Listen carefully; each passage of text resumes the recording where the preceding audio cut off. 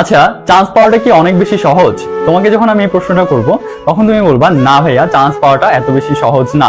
আর এই সহজ না বলেই কিন্তু এত বেশি স্টুডেন্ট অ্যাডমিশনে আসে, আর সেই জায়গাটা থেকে অল্প কিছু সংখ্যক স্টুডেন্টই চান্স পায়।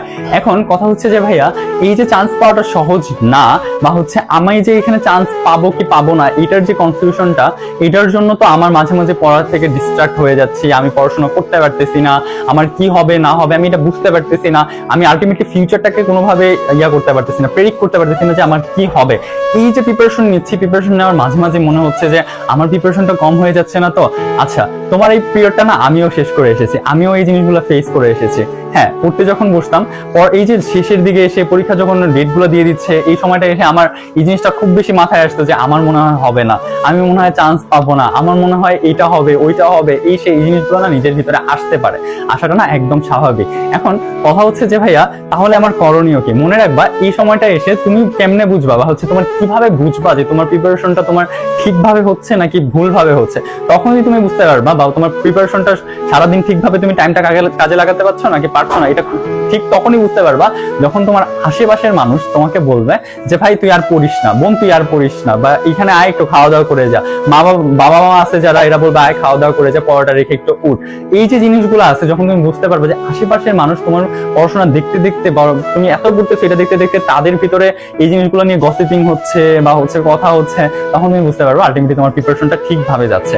এখন কথা হচ্ছে যে ভাইয়া, আরো কিছু বিষয় তো আমার মাঝে আসে, আমি এত বেশি পড়াশোনা করি তাও আমি আমার ডিপ্রেশনটা কাটাইতে পারি না। আচ্ছা, তাহলে তোমাকে আমি একটা জিনিস বলি, যেটা আমি এখানে লিখে রাখছি, যে পড়তে পড়তে পাগল হয়ে যাও। ভাই, একটা সিটের জন্য তুমি পাগল হইলে তোমার কিছু হবে না। এখন পাগল বলতে তুমি মেন্টাল ডিসঅর্ডারকে আমি বুঝাই না, তুমি যে তোমার মেন্টাল ডিসঅর্ডার হয়ে যাবে। একটা জিনিস কি তুমি জানো, যদি তুমি চান্স না পাও, এই যে পড়তেছো না, পড়তে পড়তে যদি তুমি এখন তোমার অনেক প্রেসারে, তোমার মাথা ব্যথা, এই সেই হ্যান ত্যান এগুলা চলেও আসে, কিন্তু তুমি চান্স পাবো, তোমার অনেক বেশি হ্যাপিনেস আসবে। বাট তুমি যদি এখন ঠিকভাবে টাইমটাকে কাজে না লাগায়, দেন হচ্ছে চান্স না পাওয়ার পর সময়টাকে একটু জাস্ট ফিল করতে চাও, তখন বুঝবা যে তোমার আলটিমেটলি লাইফটা কোন দিকে যাচ্ছে বা কোন দিকে যাবে।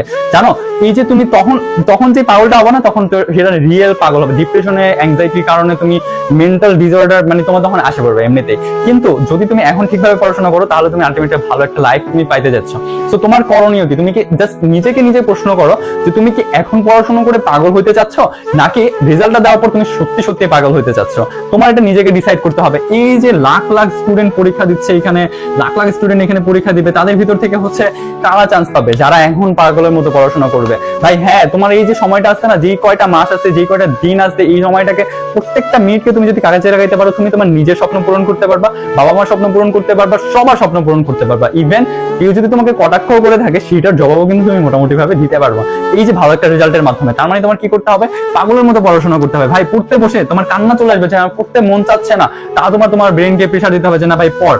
তুমি ধরো হচ্ছে পড়তেছো দিনে 14 ঘন্টা বা 18 ঘন্টা করে, বা 14 থেকে 16 ঘন্টা করে পড়তেছো, তোমার ব্রেন আর নিতে পারতেছে না, তাও তোমার নিজের ব্রেনকে বুঝাইতে হবে যে না ভাই, আমার এই সময়টাকে আমার পড়তে হবে। কারণ আমি যদি এই সময়টাকে একটু কষ্ট করে কাজে লাগাইতে পারি, এটার ফল অনেক বেশি মিষ্টি হবে, আমি একটা ভালো রেজাল্ট করতে পারবো, আমার বাবা মার স্বপ্ন পূরণ করতে হবে, আমি বুক ফুলায় হাঁটতে পারবো সমাজের মাঝে যে ভাই আমি একজন, যে এই যে লাখ লাখ স্টুডেন্ট পরীক্ষা দিয়েছে, এর মাঝখান থেকে আমি একজন যে চান্স পাইছে, আমি একটা স্টুডেন্ট যে হচ্ছে আমি আমার স্বপ্নটাকে পূরণ করার পথে আগাচ্ছি।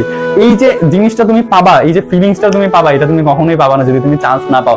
চান্স না পাইলে আলটিমেটলি তুমি একদম ডিপ্রেশনে পড়ে তুমি রিয়েল পাগল হয়ে যাবে। ভাই, রিয়েল তোমার হচ্ছে ম্যাডনেস, বা হচ্ছে তুমি যেটাকে বলো মেন্টাল ডিসঅর্ডার, এটা তোমার তখন এমনিই চলে আসবে।